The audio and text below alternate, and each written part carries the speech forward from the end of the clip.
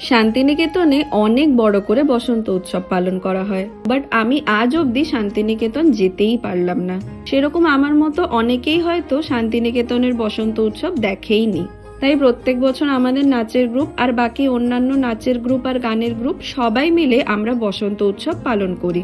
আমাদের বাড়ির পাশে একটা পার্ক আছে, সেখানে যারা মর্নিং ওয়াক করে তাদের একটা গ্রুপ আছে, তো তারাই উদ্যোগ নিয়ে এই প্রোগ্রামের আয়োজন করে।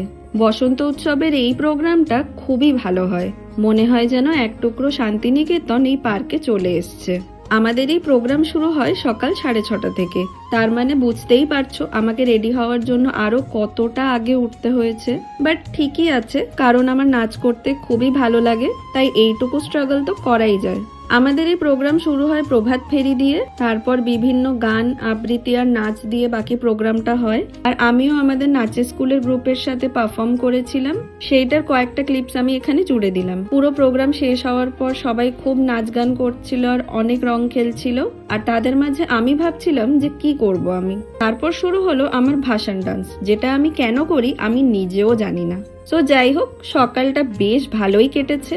আজকের ব্লগটা এতটুকুই, দেখা হচ্ছে পরের ব্লগে।